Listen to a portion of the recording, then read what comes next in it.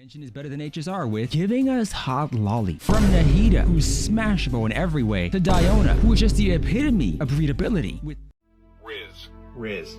What's it like to hold the yacht of someone you love? Do you guys accept free pay? Did they teach you how Calling to for feel Clay today. Wish me luck. Riz. Do you long for having your heart? Riz. Do you dream about...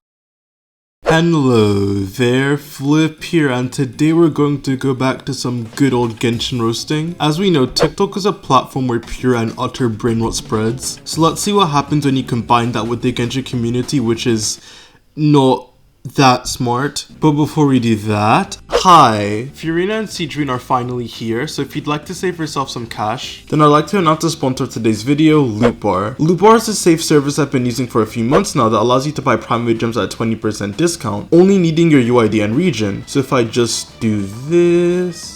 And would you look at that, in only 3 minutes I've received my gems. I got the 3,280 gems pack at only £37, saving me £8 from the original price. This site has also been endorsed by other creators like Tavot Times, Dukaja, and now yours truly. Loot Bar essentially acts as a gateway, using a VPN to cut down on the cost of gems by removing certain taxes, whilst going through the official top-up methods for the game, which allows you to enjoy all the same benefits as in-game. So use my link in the description below to get a 5% off new user coupon on your purchase. Thank you Loot Bar for sponsoring the video, now back to it. Alright, kicking things off with the tier list from Dojoven. Also, I just need a preference, I don't want to steal content, so I am going to be crediting the people in the video, so don't go over to their pages to spread hate or anything. At the end of the day, it's Genshin takes, it's not that serious. And now with that out of the way, let's laugh at them.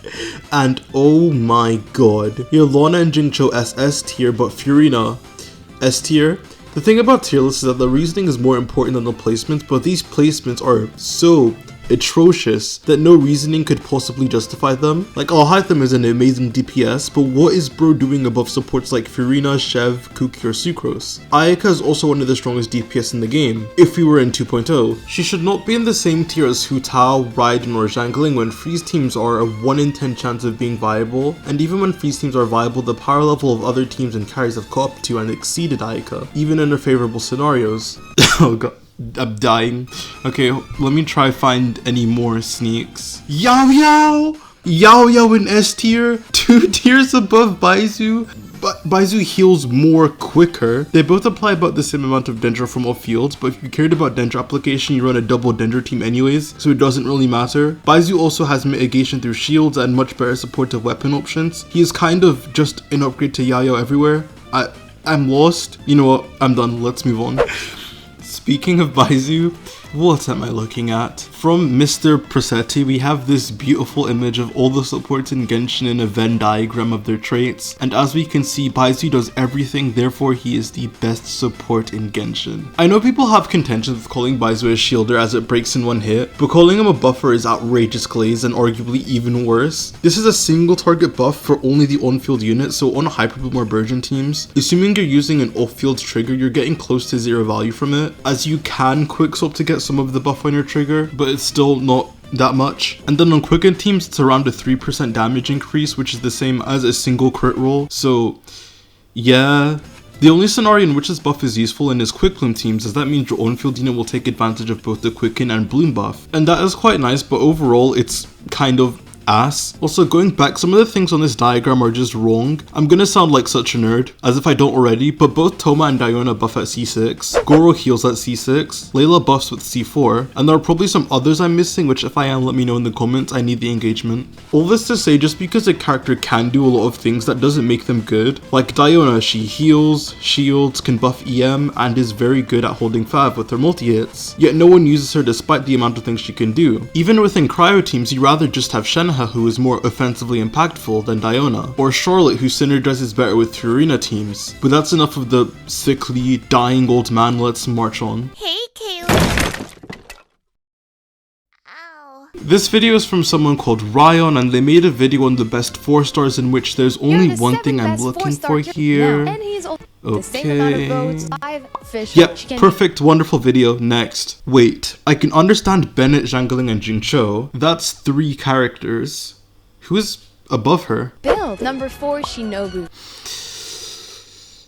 Happy thoughts, happy thoughts, happy thoughts, happy thoughts. For Shinobu, she's a great healer, an electro battery. Electro battery? Cookie is very bad at generating electro particles. She has a 45% chance to generate one particle every E-tick, and even with her C4 that procs every 5 seconds, it's not a lot. If you wanted an electro battery, guess who you could use instead? From Dual CC, the 7 best meta teams in the game, and they start with Navia carry. Honestly, you can argue it, especially if you're talking about her plunge teams, which are her best and really good, but this is the Navia carry team in question. There seems to be a fraud amongst these 4, and not only that, but this is just a showcase essentially. No explanation or points, just the fact that Navia can bully Raiden really quickly. At number 6 we have Raiden Hyper in 2024. Okay, to be fair, Raiden nowadays is kind of getting underrated in my opinion.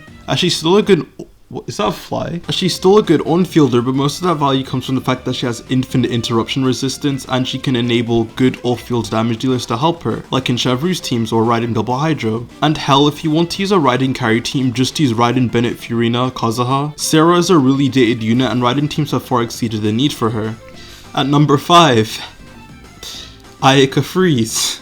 I think I'm just gonna make a video of Genshin characters that have fallen off, and we do not need to discuss this further in this video. Number 4, Hu Tao Vape. Okay, sure, great, wonderful, this is a real team. Let's just ignore the fact that they're using Mona. They mean this type of Hu Tao team. Number 3, Alhaitham Quick Plume. Again, don't ask about this jank setup, they mean this. Number 2, Nouvelette. I've come to a realization that this video was made before Furina, which, fair enough, you know what? I'll give you the benefit of the doubt. Let's move on. Next, from our Splendent, they're going to be talking about Pyro Creep, despite the fact that there are 3 instances of actual Pyro Creep in this game. So you already know where this is going. First, the Beast versus Ayaka. I actually do think Risley is better than Ayaka, but it's not because she was power crept by Rio. She was already kind of shit before he came out. Ayaka's best team is Freeze by a lot, otherwise her burst hits become inconsistent, which is like 80% of her damage. So when you make a Biss lineups with tons of unfreezable enemies, Ayaka is just worse off than other DPS units. And because Rio is still good without Freeze, he ends up just being a better pick than Ayaka. That's it. Power creep means new things being so good that they make the old stuff obsolete, but if no one was using the old stuff already, then it's not power creep. Second, Arle versus Hu Tao. I am going to say a very controversial opinion. Arlecchino is kind of overrated. Don't get me wrong, I do have common sense. I do think she is better than Hu Tao, but people act like there was a big performance gap between them for some reason. Arlecchino isn't better than Hu Tao because she does so much more damage than her. She's better because she has more AoE, flexible rotations, and it's easier to play, as you just spam normal attacks. And this comes at the cost of her being more squishy, which isn't that big of a deal if you can kill enemies faster than they kill you. Though if you look at theoretical DPS or even just C0 Abyss clears, both of them perform quite similarly, and not only that, they don't even really use the same teams.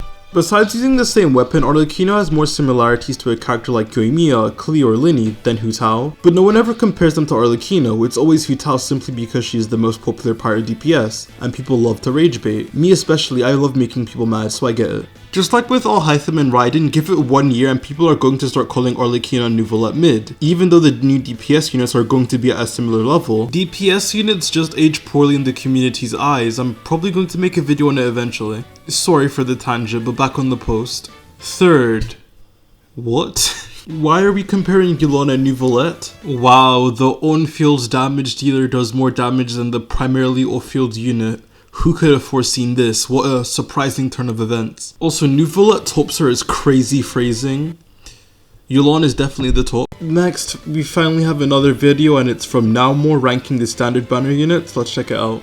Up to release of Somero, she wasn't very good, but now with Dendra she is much better. Very good Aggro with DPS, but not as good Hyperbloom driver. B tier. What? She's good here, but not good here. What the fuck kind of reasoning is that? Guys, Hu Tao is good in vape teams, but she's not good in Burgeon teams, therefore she's kind of mid. Like, I don't even think Keqing is that great either, mostly due to the fact that there's just so much competition in her role, and her damage profile isn't great, but like, let's just carry on. Mona. Till this day she is the best free support DPS wise, but her hard application is pretty bad. What? First, what is a free support? Second, even if we look at freeze teams and which are the best, no. You have Shenhe Kokomi teams or Charlotte Furina teams. Both of those shit on Mono Freeze teams in both consistency and damage. Often gets replaced for comfort by Kokomi or by Furina for even bigger buff.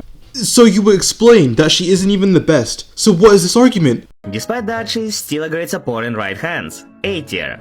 Great support for what team? Whose hands? No one uses her! From Mishima07, we have another slideshow about the 3 best characters from every element. The first slide, starting off strong. You know what, you can argue Zhongli being number 1, even though it should be Navia. The thing I'm more concerned about is the Ito sneak. Shiori, Noelle, hell even Goro. Next slide. I'm well aware of the kind of man I am, but I hope the rest of you can all come together with me to agree that this ignoramus deserves to be confined in the sanctuary of Surathsna for not only having these 3 units above Fischl, but Fischl isn't even on the list or mentioned. Why? I would literally be scrubbing toilets without Fischl giving her the hair tied back, all fours princess treatment to make her teams viable. Fischl works as one of the best teammates for multiple of the best carries in the game. Also, you know what? I'm not getting into it. But she is without a doubt the best Electra unit in the game, and Kuki should also be on this list. Next slide. Sure, that's fine. I think I'd put Baizu above Alhaitham after Furina, as that opened up his driving teams and made him a good support for new Valette teams, but not that bad. Next slide. I think I do agree with this top 3. I would just put Furina at number 1, and then New Valette and Dialon are pretty interchangeable, and you can also argue for Jingcho. Next. What? This person might just have DPS brain rot, but like, Wanderer and Zhao both have a common support that they are not even recommended to be used without. Farazan. And then you can also have Sucrose, who is just as good as Kazuha in a lot of reaction based teams like an Aggravate or Vate. Does this person just hate 4 stars? Now for Pyro. They clearly don't hate 4 stars then, I guess, because Bennett is number 1. But with the other good 4 stars, how dare they exist? And this was before Arlecchino came out, I'm assuming she would be there. But even then, I'd add Zhangling onto the list. So Bennett, Zhangling, and then the Pyro DPS of your choice. Oh wait, Cryo exists. There's one more. Do I even have to say anything? It's funny because out of the 3, Ganyu is the best tier currently, yet she's 3rd. And including other units, where's Shenhe? Where's the Beast? Where's Charlotte? Even Rosaria? But that is actually the last slide. To close this video out, I'm going to be looking at the probably AI generated Genshin guides that follow the exact same formula, where you get them telling you to build an 80 to 160 ratio on a character that gets 20 crit rate for free, or with absolute banger Chlorine teams like Double Geo Chlorine with DPS calcs from hell, or you get an amazing Wanderer guide that tells you to run Mappe Mare over the Flowing Purity, which is also a craftable weapon. And no, this isn't an old guide, it was released in May. This should not be new news. What is old news though is recommending 4VV Wanderer. And then we get to the team section, which I guess Wanderer also happened to erase Furina from the Irmsol, because she clearly doesn't exist in a world where we're recommending Wanderer National over any Furina team. Yeah, you know what?